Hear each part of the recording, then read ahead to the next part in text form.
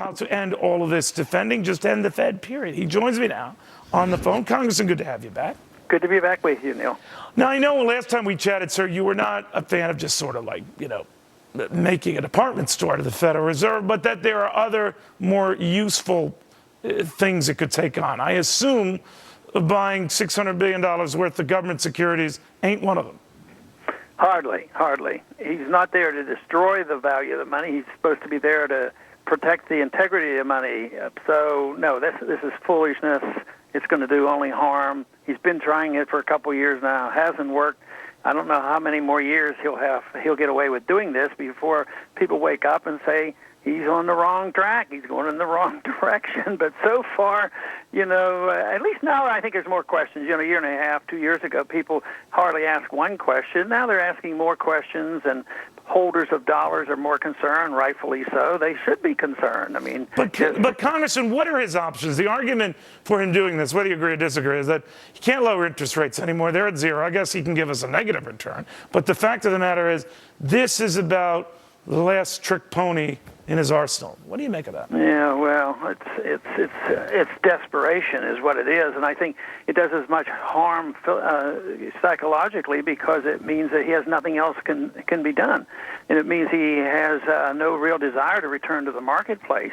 If we want to have a market economy, we have to liquidate debt and get rid of all the malinvestment. We have to get market interest rates. We have to get people saving money. We have to reduce regulations. Well, what would do that, though? What would do that? All of these efforts the Fed has undertaken, from lowering rates to buying back to the tune of trillions of dollars over the years, all this paper has. Now, I guess the argument for it is, things would be a lot worse if we didn't. We'll never know. But what then could the Fed do? Well, nothing would be better than what they're doing. What they have to understand is they shouldn't be buying up bad debt. People who have had illiquid assets floating around, and we have a financial crisis because nobody could use them anymore, but to buy them up with new money, dilute the value of the money, stick it to the American people with, the coming inflation, at the same time with the assets of bad debt. It used to be we had gold and silver to back up our currency. Then we had treasury bills. Now we back them up with illiquid mortgage debt. You're right. You're right. I tip my hat to you, Congressman, because very early on, before you were, this presidential candidate sensation and all, people forget that you really knew your stuff in grilling Fed chairmen.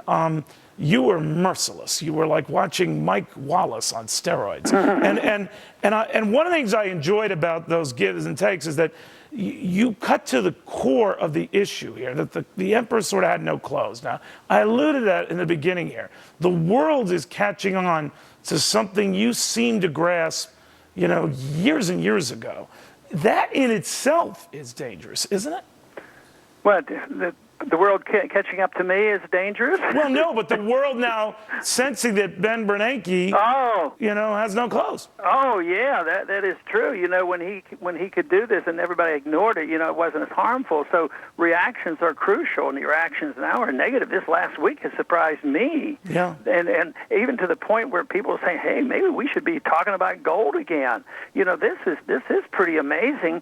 But it's something that I've always anticipated, and you never know when it will come. Because if you really study fiat money over history, it always ends. Sometimes it lasts 20 years, sometimes 50, but it usually ends. Gold always lasts. Gold is the ultimate money. It's been here for 6,000 years, and you can't repeal it. I remember one time asking Greenspan, I said, you're repealing history. He says, I realize that. He conceded what I was saying, but he says, I believe, this is him talking, he says, I believe we as central bankers have learned to make paper money act as if it were gold. And I said, well, good luck, because it doesn't work that way. And I think that's what they're recognizing, that they've failed. Central economic planning through monetary affairs, fixing interest rates, and doing all of the things they do, buying up bad assets. It really doesn't seem that complicated. It never seemed that complicated to me. And I talked to a lot of young people, high school kids and college kids. It seems that it's not a complicated issue, that just doubling the money supply doesn't create wealth. It just lowers the value of the currency. Yeah. Most people would realize if you doubled the number of shares in a stock company, would everybody be twice as rich? No, the stock That's a price is go very down good, to 50%. that's an excellent analogy. And again, whether people agree or disagree with you, you were way ahead of this whole debate. I mean, way, way ahead. Congressman, a pleasure. Thank you. Thank you, Neil.